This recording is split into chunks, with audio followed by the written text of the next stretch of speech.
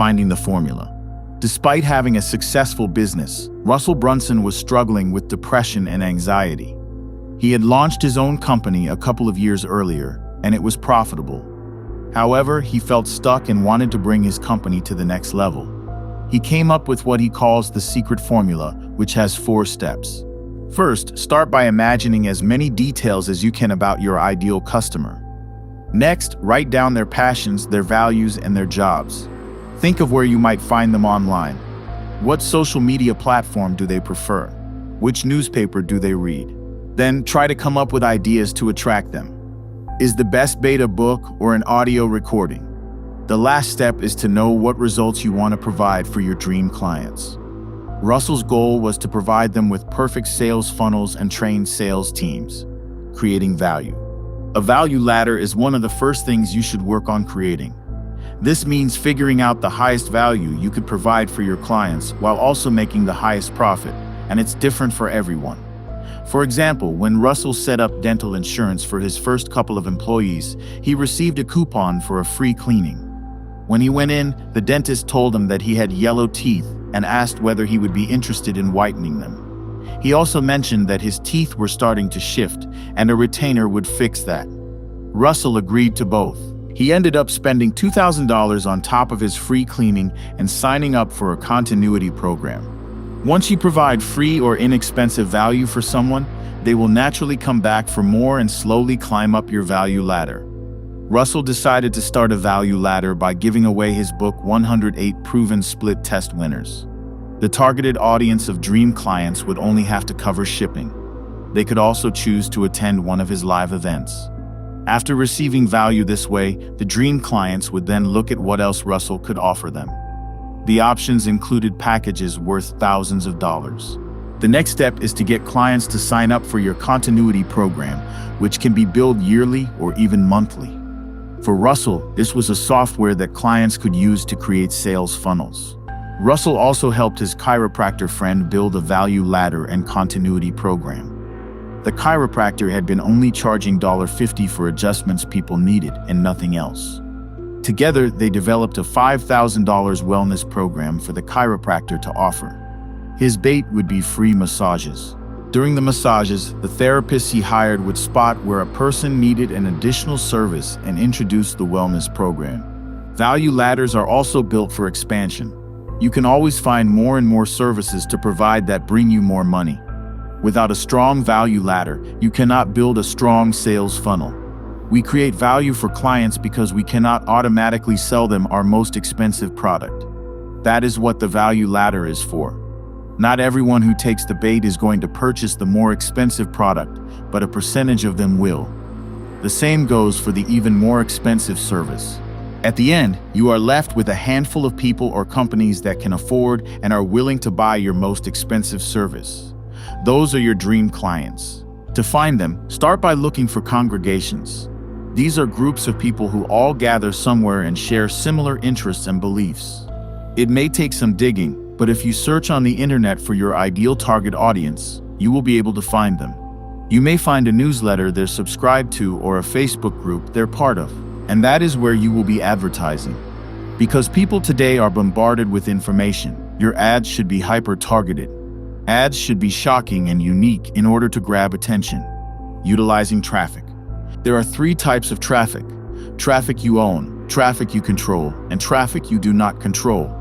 The most important type of traffic is the one you generate without needing to pay for ads. This includes your followers, readers, and customers. You can create a post or send an email for free and instantly create traffic. Any income you generate from this type of traffic is profit. The more your list of people grows, the more profit you get. You own this traffic, and you should aim to convert the other types of traffic into traffic you own. Traffic you control is traffic you pay for, such as Facebook ads. You do not own this traffic, but you control where it goes. One way to convert it into traffic you own is to send the visitors to a squeeze page. This means that when someone clicks on your ad, they have to give you their email address or leave. An example of traffic you do not control is when someone mentions your name to a friend who Googles it and lands on your page. Make sure that anyone that lands on your page has the option to give you their email right in front of them. The goal is to eventually average $1 in sales per month for each person on your list. Attractive character. One of the first things you should do after making your list is create an attractive character. This is a persona that has the ability to attract customers. For example, Subway was like any fast food chain until they decided to make Jared the face of the company. He weighed over 400 pounds and lost weight by only eating Subway twice a day. People with weight issues related to Jared and started buying Subway. Movies do the same kind of thing. They attract viewers by including popular actors. A lot of people will watch a movie because Julia Roberts stars in it, not because they were intrigued by the plot. Multiple stars bring in even more people. If you do not come for Julia Roberts, you'll come for Brad Pitt. In order to create a character that people will want to follow, you first need to give them a relatable backstory. You can do this by having the character speak in parables. These are little stories that are easy to remember and that prove a certain point simply. Attractive characters need to have flaws, just like humans, that should be illustrated in their stories. People empathize with similar people, which is why you should avoid making your character perfect. Being polarizing is also a good idea because people are not usually attracted to what is neutral. There are multiple common storylines that companies utilize. An example is loss and redemption. The attractive character once had everything, lost it, and got back up. Another is the before and after, which pictures what the character was like before and after the product. When someone first joins your list, you need to make sure that a bond forms between them and the attractive character. This can be done through the soap opera sequence. Soap operas rely on dramatic and open-ended episodes to keep viewers hooked and wanting more. It is a good idea to use this format in your emails so that people will want to open your next one. For example, in your first email, explain how you found a way to heal nerve pain and tell them that you will explain how in your next email tomorrow. Give them the secret the next day, then open up a new loop. You can also create a storyline that spans multiple emails. Promise the reader free value in your next email. Always make sure that your emails are not structured like blocks of texts, but more like small sentences that are easy to scan through. You shouldn't be nervous about how often you email your list. The more emails you send, the more income you get. However, if you're going to send an email every day, you need to make sure that they are entertaining. 90% entertainment and 10% content is a good formula to adopt for daily emails. Know the competition. Before settling on a sales funnel, it is important to research your competition or companies that are already successful. Click on their ads, buy the products they are selling, and take notes about how they do things. You can then reverse engineer their methods and apply them to your own company in order to make their traffic your own. There are 5 things you need to take note of. The first is demographics, which is the group of people targeted by an ad. Look for age, sex, education, location, income, and political affiliations. You cannot put an offer for wrestling courses in front of old people with diabetes. The second element is the offer. You should purchase everything your competitors are offering you, not just the first item they try to sell you. That one is usually just the bait. You need to uncover the iceberg by purchasing the real moneymakers. The third thing to research is the landing page. It is the most important element to your sales funnel as it determines whether someone will stay or go. It is important here to stick to what already works and not to try to come up with a new model. You can improve your model after you have tested it and made money off it. The fourth element is the traffic source. Find out where your competitors' traffic is coming from. Traffic isn't created, it is found.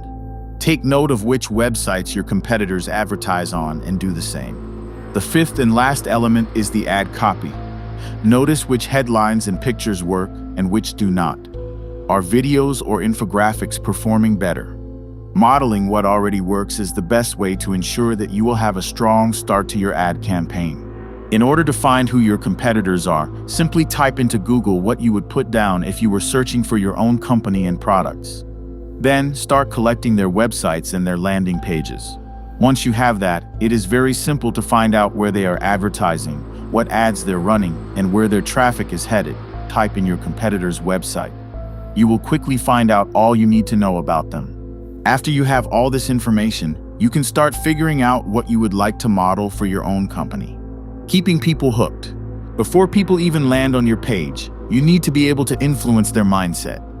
Russell noticed the importance of that because of his seminar introductions. When he was introduced blandly, he sold fewer products than when he was introduced with passion and excitement. He then decided that he was going to be in charge of his introduction.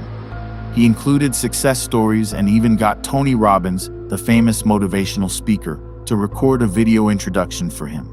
You can control your pre-frame in multiple simple ways. For example, if someone posts a positive YouTube review of your product, you could ask them to add valuable keywords to the description, which would land people there. Get in contact with blogs that are read by people who look like your target audience and make your connections part of your pre-frame. YouTube videos, for example, are great for displaying both the problem people might be facing and the solution that they are seeking. The first purchase is usually the toughest to score, which is why you cannot sell your most expensive product to someone who just landed on your page. The free plus shipping model has been proven effective, as people are automatically attracted to free things. Once they have the free product in hand, they will see the value you just provided them and revisit your page for more. A trick you can use with this method is to also offer the customers the option of adding one of your products to their cart after they put in their payment information. Many people will go for it. Free trials of your software are another great way to get customers hooked on the product. If the customer decides not to buy the product because they found it too expensive, you can have payment plans available, or you can offer a similar but cheaper product on the same page. Offer your most expensive and highest value products to customers who have already bought things from you and trust you. Effective structures. There are some structures that you can follow that a lot of companies use to increase sales. For example, the invisible funnel technique lets customers pay for things after they have tried them. This means that they will get access to the 3-hour webinar and only pay if they thought it was worth it. If they did not think it was worth the price, they have a certain amount of time to send you an email and not be charged for it. This technique also allows you to show off your best products early on. Include at the start of what you are offering them questions that they will most likely answer with a yes. Do you want to learn how to make money? Do you want to score high on all your tests? Follow these questions with a hypothetical one. Wouldn't it be nice if there was something that could help you achieve these desires?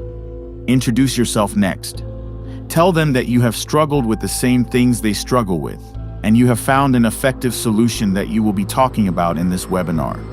Make sure to tell them the rules of how the webinar works, and encourage them to watch until the end for the email they need if they do not want to pay.